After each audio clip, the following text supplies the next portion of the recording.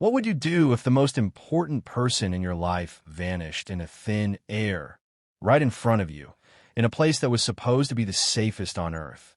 And what if, 40 years later, they were found, but the truth of where they had been was more terrifying and more impossible than anyone could have ever imagined? This isn't a fictional thriller. This is a true story that challenges everything we think we know. If you were on the edge of your seat trying to solve this mystery, make sure you don't miss our next investigation. Subscribe to the channel and hit the bell icon so you never miss a story. Now, I have to ask you a question. From which city in the world are you watching this video? Let me know in the comments below. The air in the maternity ward of St. Ignatius Hospital on the night of November 12, 1976, was a specific kind of thick. It was a mixture of antiseptic floor wax and a metallic hint of approaching winter, all undercut by the distant, rhythmic sounds of life beginning. A cry, a hushed reassurance, the squeak of a nurse's rubber sole on linoleum. For Nurse Agnes Miller, a woman whose face was a roadmap of 30 years of night shifts, it was the familiar scent of routine. But this night, November 12th, would be the one that dismantled that routine forever. Her patient in room 3 was Eliza Gray, a 24-year-old first-time mother. Her husband, David, a mechanic, had been sent home hours earlier, told to get some rest as the early stages of labor promised a long night. Eliza was quiet, anxious, her hands constantly fluttering over the great swell of her belly. She was alone in the world. She'd confided in Agnes earlier. Her own parents passed away. David and this baby were her entire universe. Agnes had patted her hand, offering a smile that didn't quite reach her tired eyes. "You're in the best hands, dear," she'd said, a phrase she'd uttered 10,000 times. At 10:17 p.m., Eliza's contractions intensified, coming hard and fast. Dr. Evans, who had been dozing in the on-call room, was summoned. The atmosphere shifted from waiting to action. They transferred Eliza from her dim room to the brighter, more clinical delivery room just down the hall. The lights were colder there, shining on steel instruments and the pale green walls. Agnes remembers the time clearly because she had just noted it on Eliza's chart, the last normal entry she would ever make for her. Eliza was prepped, the fetal heartbeat strong and rapid on the monitor. Dr. Evans was gowned up, his glasses slightly fogged from his hurried awakening. Agnes was at Eliza's side, holding her hand, murmuring instructions. "Push now, Eliza. That's it. Big push." Eliza's face was contorted with effort, slick with sweat. The door to the delivery room was closed, but not locked. It was a hospital after all, a place of safety. It was at the peak of a contraction, just as the baby's head was crowning, that the lights flickered. Not a full blackout, just a sudden, brief dimming and a low hum from the fixtures above. Dr. Evans grunted in annoyance. "Happens every time the wind picks up off the lake," he muttered, not taking his eyes from his work. The backup generator was for major outages. A flicker was just a nuisance. Agnes, focused on Eliza, barely registered it. But she did register the draft. A cold whisper of air that snaked across the room, making the hairs on her arms stand up. The door had opened. She assumed it was another nurse, perhaps young Lucy coming to assist. "Bring more towels, will you?" Agnes said, without turning around. There was no reply, just the sound of the door swinging shut again, slowly, its hydraulic hinge sighing. The moment passed. Eliza gave one final, tremendous push, and the sound of newborn's cry filled the room, sharp and alive. Dr. Evans held up the squirming, tiny baby girl. "It's a girl, Eliza. A beautiful, healthy girl." He placed the infant on Eliza's chest for a moment, a fleeting contact of mother and child. It was the only contact they would ever have. Agnes turned away from the beautiful scene for only a second. She needed the suction bulb to clear the baby's airways. It was on a tray a few steps away. She took those steps, grabbed the bulb, and turned back.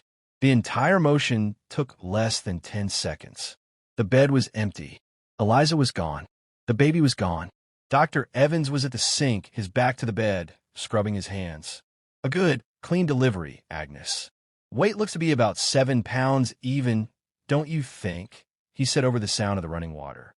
Agnes stood frozen, the suction bulb falling from her hand and clattering on the floor. Her mouth opened, but no sound came out. The room, which moments before had been filled with the most profound noise of life, was now silent except for the drip of the tap. The sheets on the delivery bed were rumpled, stained, but vacant. The door was closed. The window was sealed shut, a reinforced pane that didn't open. There was no closet, no other exit. Agnes, Dr. Evans said, turning around. He saw her face, saw the empty bed, and his own expression shifted from contentment to pure, uncomprehending shock. Where are they? What followed was a chaos that the old hospital had never known. The initial search was frantic, disbelieving. They checked the adjoining scrub room, the linen closet, under the bed. Nothing. The alarm was raised. The entire ward was sealed. Police were called. David Gray, who had just arrived back at the hospital, elated to meet his daughter, was instead met by a pale, stammering administrator and a uniformed officer. His joy curdled into a nightmare in the space of a single heartbeat. The investigation was immediate and thorough. Every room was searched. Every staff member questioned. The timeline was agonizingly tight. The flicker of the lights was noted, but dismissed as a coincidence. The draft from the door was Agnes's only hint of an intrusion, but she couldn't say who or what had caused it. There were no fingerprints on the door handle other than those of the staff. No signs of struggle. No reports of suspicious persons.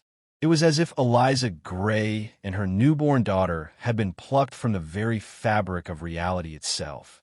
The case grew cold, a permanent, painful scar on the town's history. A ghost story whispered about St. Ignatius Hospital, which closed its maternity wing for good a few years later. The file remained open, but dormant, a monument to the impossible.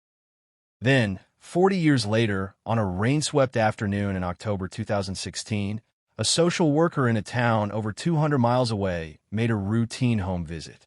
The case was standard. A single mother, Lena Petrova, and her 6-year-old daughter, Maya, applying for additional state aid. The small apartment was tidy but sparse. The social worker, Sarah Bennett, noted the clear bond between mother and child. The little girl, Maya, was bright and engaging, showing Sarah a drawing she'd made of her family. "That's me," she said, pointing to a small stick figure with a red crayon dress. "And that's Mommy." The drawing showed 2 figures. There was no father. As Sarah reviewed the paperwork with Lena, she asked for Maya's birth certificate. Lena, a woman with anxious eyes and a quiet, almost fearful demeanor, handed over a document that was clearly homemade, a poor photocopy of a certificate that looked decades old. The paper felt wrong.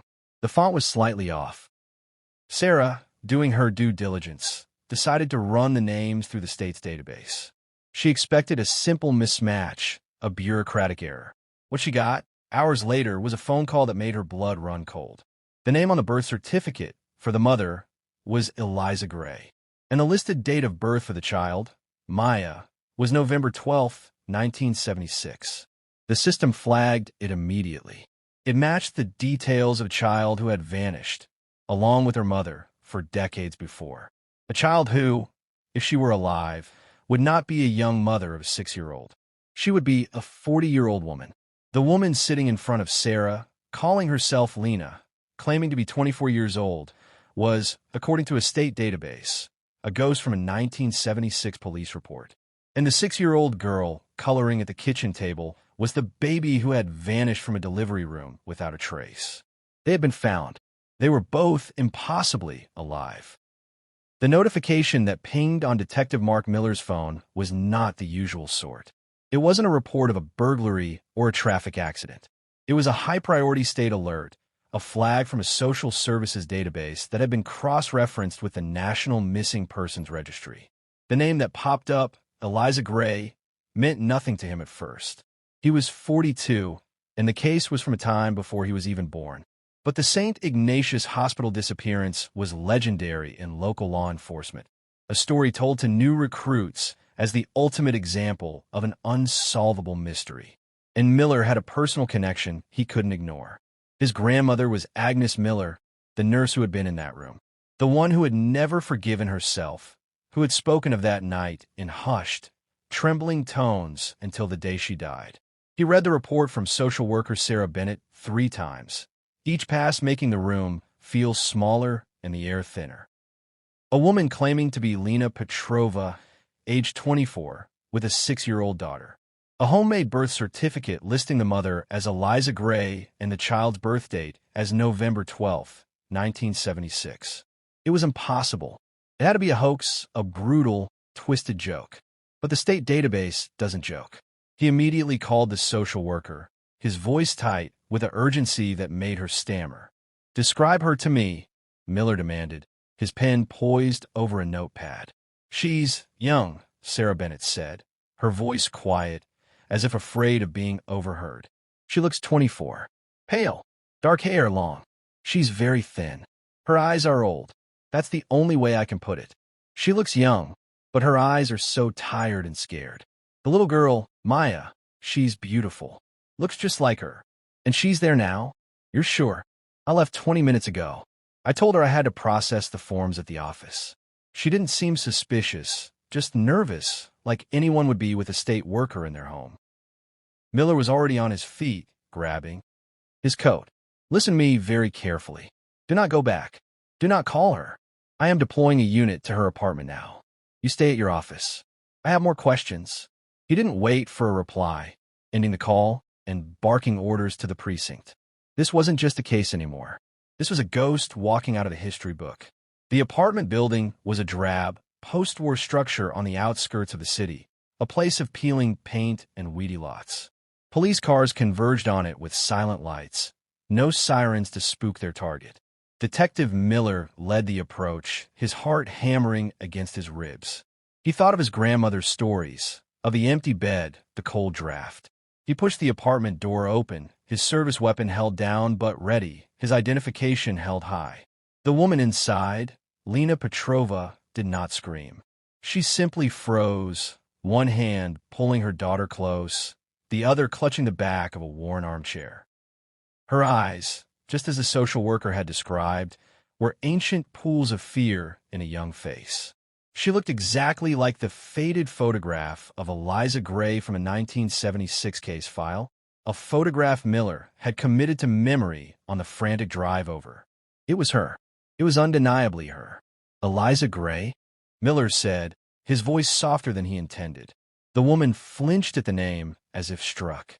"No, my name is Lena. Lena Petrova." Her voice was a whisper, edged with a tremor. "Mommy," the little girl, Maya, whispered, burying her face in her mother's leg.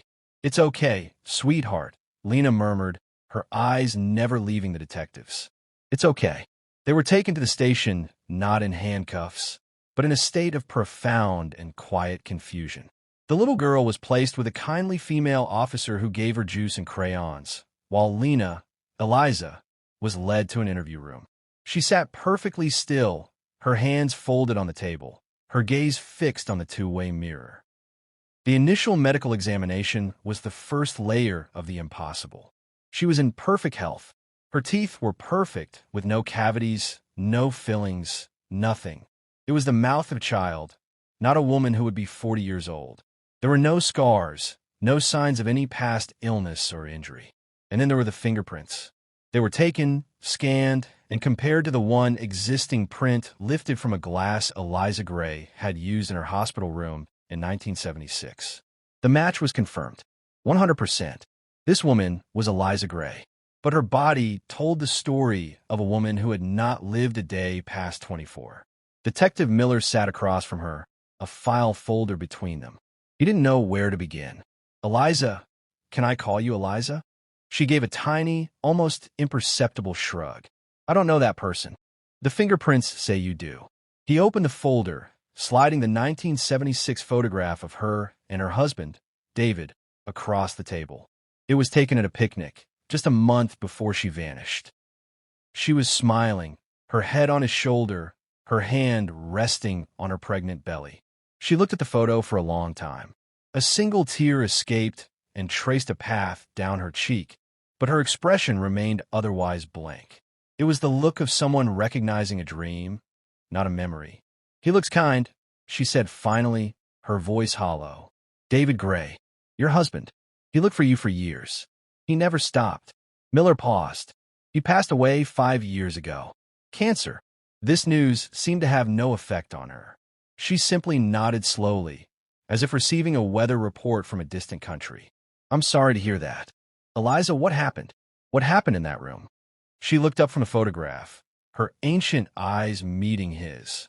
"I don't remember a room. I remember waking up. I was in a small, white room. There was a bed, and my baby was next to me in a bassinet. She was crying. A woman was there. She told me my name was Lena now. She told me I was safe." "What woman? Who was she?"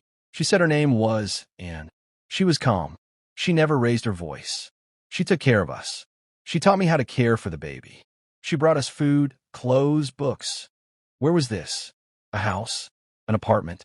Eliza's brow furrowed in concentration, a look of genuine pain crossing her features. "It was rooms. Always different rooms. We moved. Many times. The windows were always covered. Sometimes we were in a car, but I had to lie down in the back, under a blanket. I never saw outside. I was never allowed to see." "You lived with this woman, and for 6 years? And you never went outside?" "No. It was for our safety," she said. "The world outside was bad.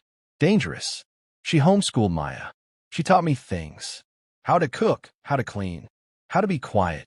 The way she said quiet sent a chill down Miller's spine.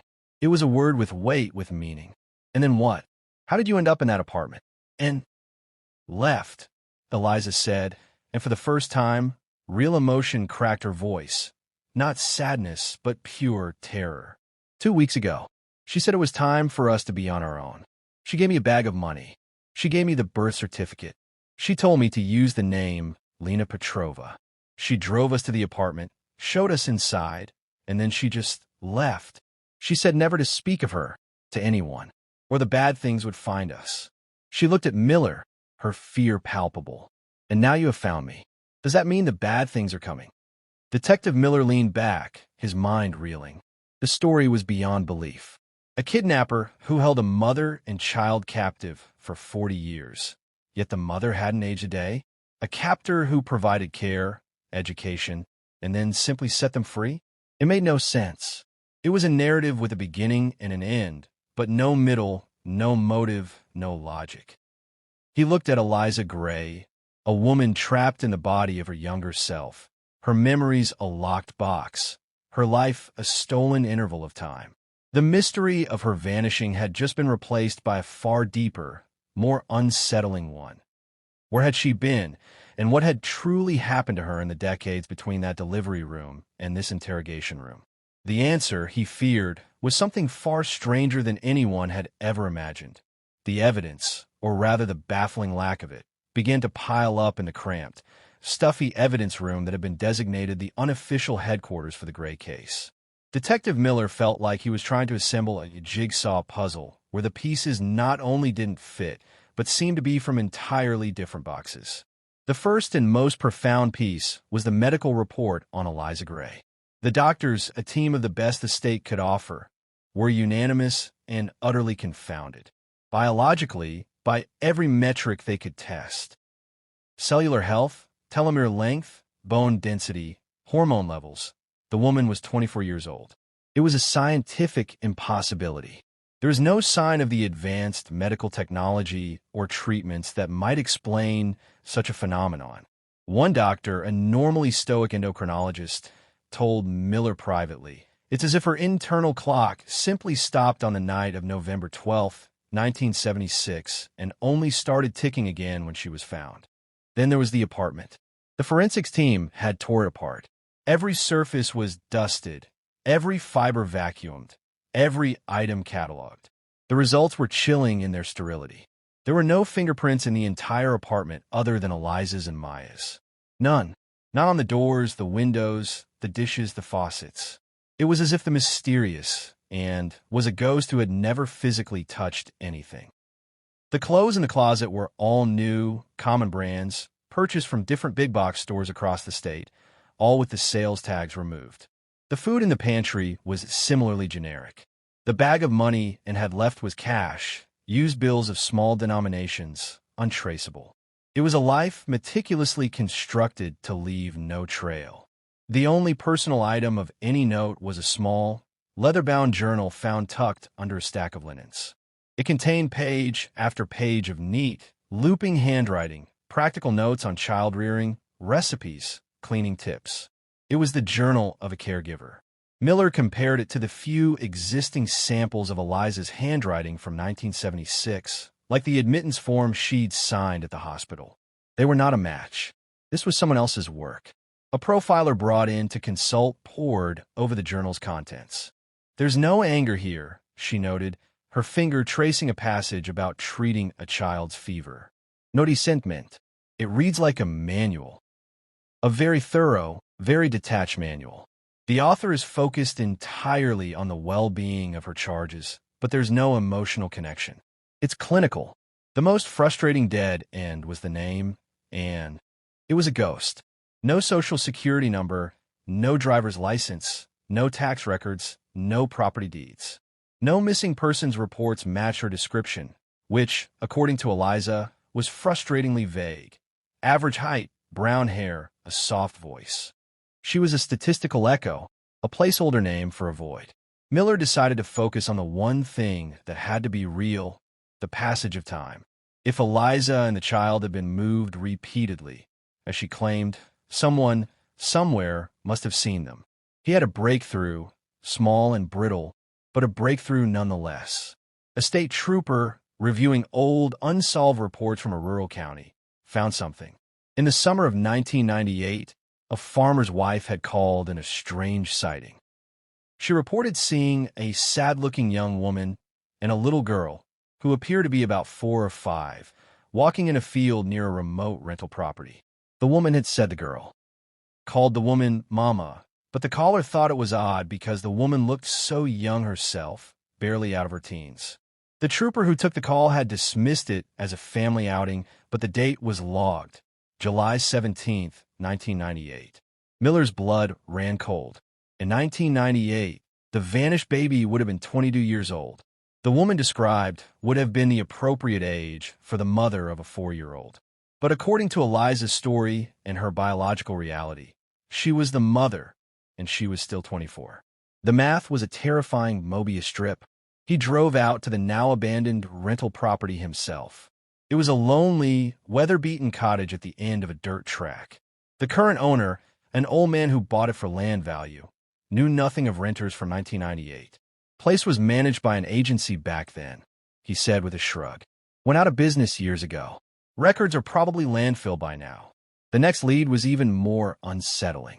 A retired nurse from St. Ignatius, tracked down in a Florida retirement community, remembered something she'd never told the police in '76 because it seemed too insignificant. On the night Eliza vanished, she'd been at the main reception desk, battling a migraine. She recalled a woman coming in, well-dressed, calm. Asked for directions to the chapel. The old nurse said, her voice crackling over the phone. It was late, seemed an odd time for a visit. But she was so polite, so ordinary. I pointed her down the East Wing corridor. The maternity ward was just off that corridor. When pressed for a description, she sighed. Honey, it was 40 years ago. She was a white woman. Nice coat. That's all I got. Miller arranged for Eliza to be shown a series of photographs of women from the era, hairstyles and fashions from the mid-'70s. She looked at them without recognition until she stopped at one. It was a generic stock photo, but something about the woman's posture, the set of her jaw, made Eliza go very still. She looks familiar, Eliza whispered, her hand trembling as she touched the photograph. The calmness. She had that same calmness. Is it Anne? Miller asked, his voice low.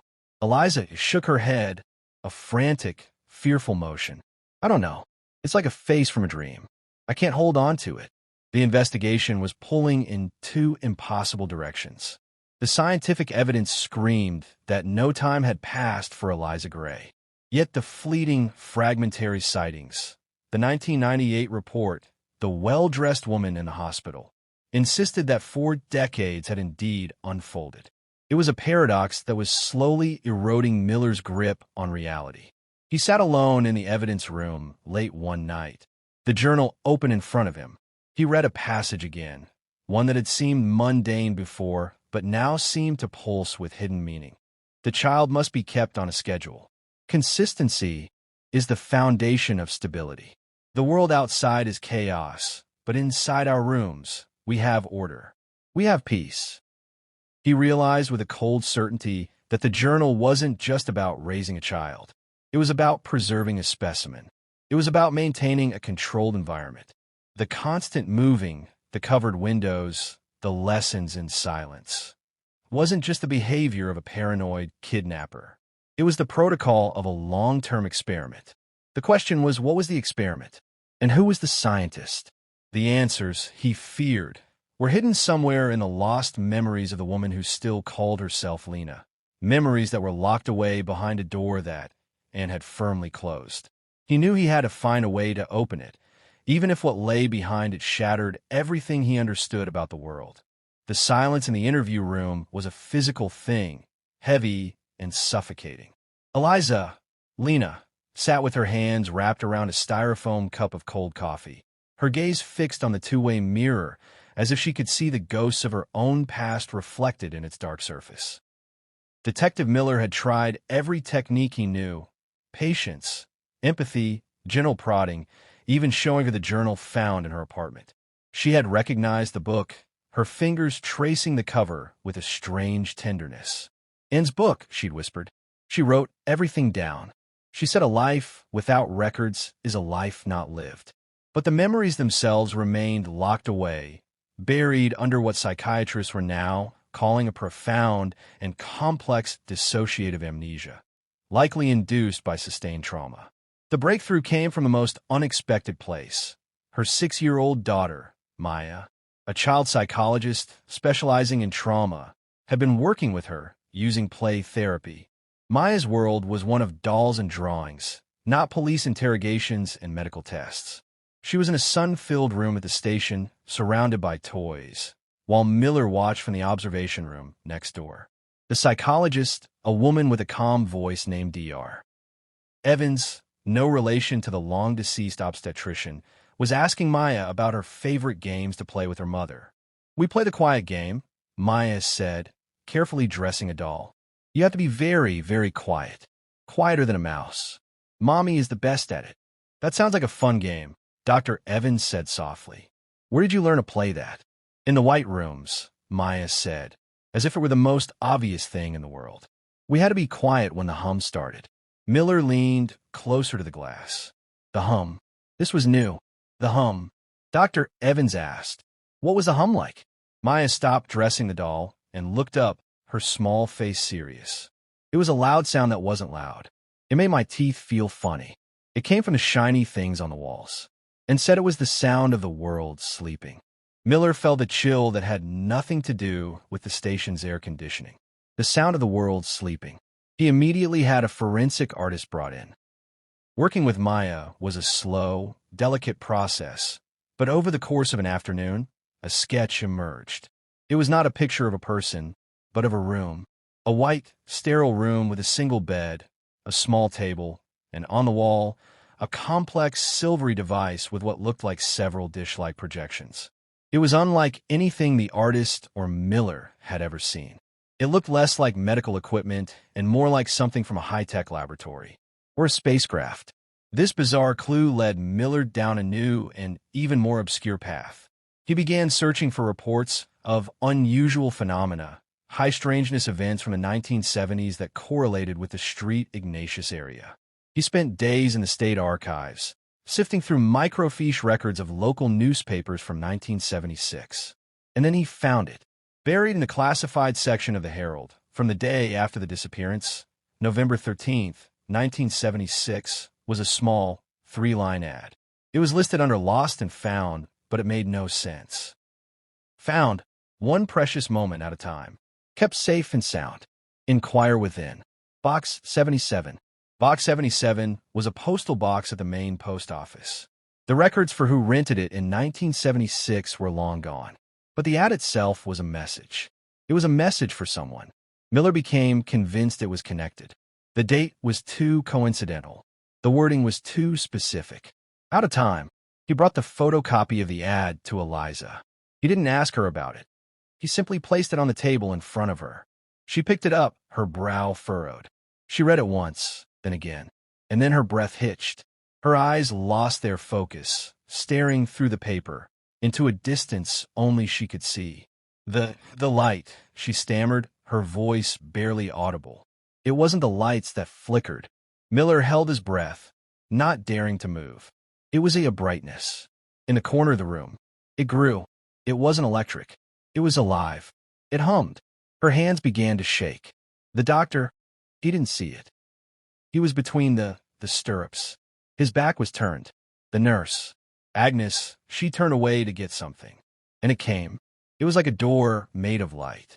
And she stepped out of it. Who did, Eliza? Miller whispered, his heart hammering. Who stepped out? And Eliza breathed, a single tear finally breaking free and tracing a path down her cheek. She stepped out of the light. She was so calm. She just put her finger to her lips. Like this. Eliza demonstrated, her own finger trembling against her mouth. She didn't say a word. She picked up Maya. She was so tiny, so new, and she wrapped her in a blanket. Then she took my hand.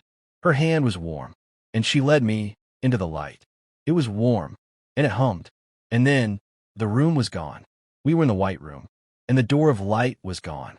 And she said, the world out there is time, and time is a sickness. Here, you're safe from it. The story poured out of her then, a torrent of recovered memory that was less a narrative and more a series of sensory impressions. The endless succession of identical, sterile white rooms. The food that appeared through a hatch. The hum of the machinery on the walls that, according to and was stilling the temporal field. The lessons, the books, the utter isolation from a world that was aging without them. And was not a jailer. She was a warden of a timeless prison. A guardian who believed she was protecting them from the ravages of time itself. The implications were staggering, terrifying, and utterly beyond the purview of a police investigation.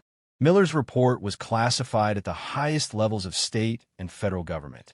Teams of men in unmarked suits arrived and took over. Eliza and Maya were quietly moved to a secure, undisclosed location, not as prisoners, but as subjects of intense study and, perhaps, protection. The official story was left deliberately murky. A cold case involving a long-term kidnapping has been resolved. The victims are safe and receiving care. No further details are available to protect their privacy. For Detective Miller, there was no closure, only a profound and unsettling rewrite of his understanding of reality. He received one final item before the case was taken from him entirely. It was the small, leather-bound journal. On the inside back cover, tucked into the binding, the forensics team had found something they'd missed before, a small, faded photograph. It was a picture of a woman standing in front of an old-fashioned car, smiling. She was average height, with brown hair. She looked kind, ordinary. On the back, in the same neat, looping handwriting as the journal, was an inscription, Project Kronos, Guardian, and Miller. Subjects, EG and MG preserved. 1976 to 2016. Miller stared at the name until the letters lost all meaning. Miller. His grandmother's name was Agnes Miller, the nurse who had been in the room. The nurse who had turned away for just a few seconds. The nurse who, family lore said, had a sister who had vanished years before, a sister who was never spoken of. A sister named Anne. He never learned what happened to Eliza and Maya Gray. He told himself they were given new identities, allowed to live a normal life, a life where time moved forward for them at last. But sometimes on quiet nights, he would look up at the stars and wonder. He would think about the ad from the newspaper. One precious moment, out of time, he would think about his great-aunt and a woman who believed time was a sickness and who had found a way to steal a mother and child from its grip for 40 years. And he would wonder if they were truly safe, or if out there, somewhere, a door of light might one day open again and a calm woman with a finger to her lips might step out, looking to preserve another precious moment, forever. The mystery of the labor room was solved, but it had been replaced by a far greater, more eternal one, a mystery that hung in the air like a silent, unanswered hum.